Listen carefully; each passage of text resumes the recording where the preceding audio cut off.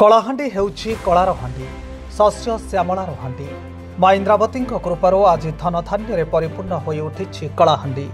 आदिवासी अध्युषित अंचल माटी पानी पवन गछलता पहाड़ पर्वत समस्ते आध्यात्मिकतार परिपुष्टि होई थुआमूल रामपुर आज भी आदिवासी परंपरा देखा मिले हजार वर्ष पुराणा रीतिनीति व परंपरा किभली चाषरे रोगपोक न लागिब भल अमल हेब धनधान्य परिपूर्ण एवं सुख शांति और समृद्धि होगापी बालीजात्रा पालन कर कलाहांडी जिलार थुआमूल रामपुर ठारे प्रतिवर्ष भली चलित वर्ष मध्य अनुष्ठित हो अग्नि भैरवंक झामु यात्रा भाद्रव मास शुक्लपक्ष द्वादशी तिथि ठारू 9 दिन धरी आरंभ हुए।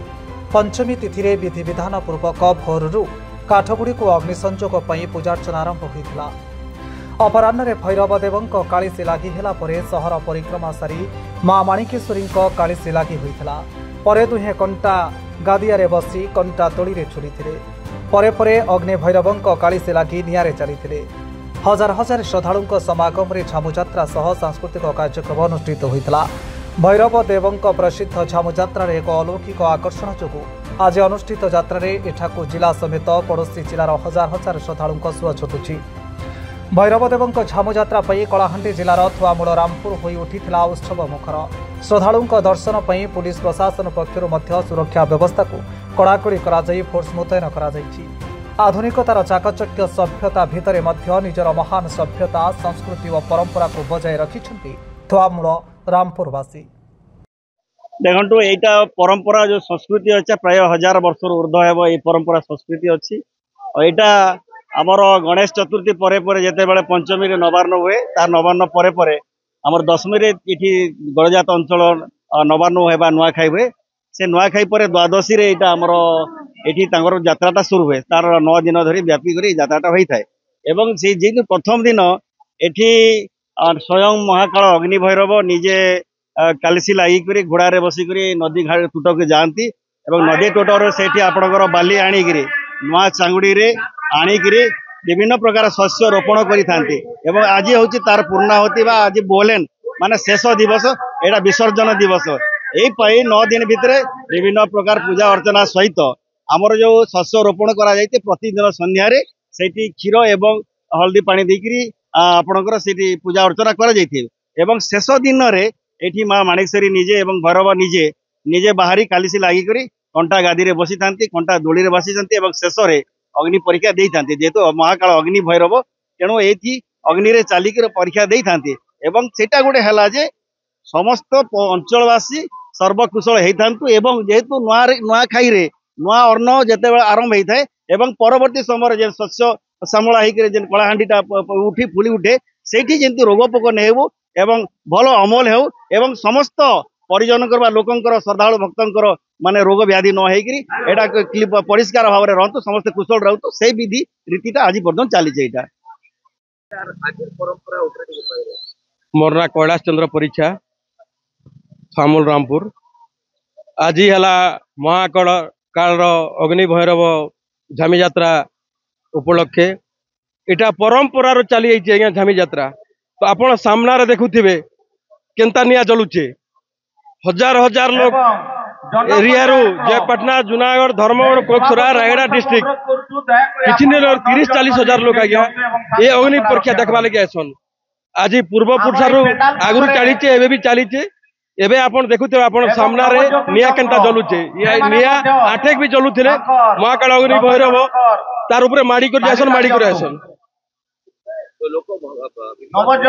विश्वास परंपरा विश्वास अच्छे आज्ञा इटा एवर नहीं से परंपरा विश्वास अच्छे। आज रजामल रु धामी यात्रा देखा लगी महाकाल अग्नि को भैरव अग्नि परीक्षा देखा लगी हजार हजार लोग आसन थुआमूल रामपुर आज्ञा इटा अच्छे। मु तापस कुमार रायगुरु माणिकेश्वरी मंदिर पूजक। ओं करालवदनम घोरं मुक्तकेशं चतुर्भुजं कालिका दक्षिणं दिव्यं मुंडमाला विभूषितं सद्यचिन्ह चिर खड्ग वामे ददकरं भुजं अभयं वरदं चैव दक्षिणार्थपाणिकं। ओं दक्षिण कालिके विद्महे श्मशानवासिनी धीमहि तन्नो घोरो प्रचोदयात्। आमर भाद्रव मास शुक्ल पक्ष द्वादशी तिथि रे भैरव बाबा बाली कड़ा जाए 9 दिन जाक यार पूजा ही पंचमी दिन तार माँ माणिकेश्वर कलशी लगी भैरव कलशी लगी गादिया बसा हुए तापरे भाद्र आश्विन मास कृष्ण पक्ष पंचमी गत षष्ठी तिथि रे आज माँ माणिकेश्वरी कलशी लगी भैरव बाबा कलशी लगी कंटा गादिया बजार बसी हजार हजार भक्तों गहन रे बाबा भैरव देव अग्नि पाइते यार तात्पर्य है ये अंचल शस्य श्यामला दुख कष्ट दूर हो माँ सबको घंटे घोड़े रखी मुझे फामुल रामपुर मोर गाँ मोर ना हूँ जीवकलाल परीक्षा मुझे भैरव काली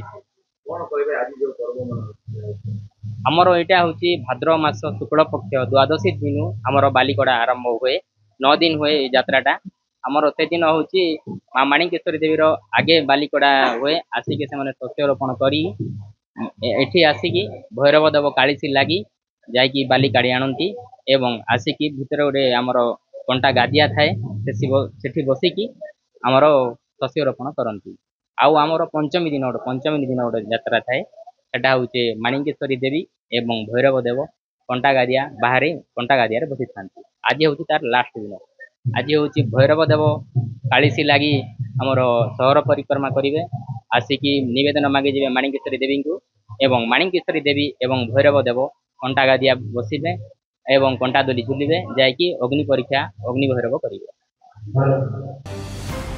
Dharamgarh Vikramaditya Singhdeo report metro TV Odisha.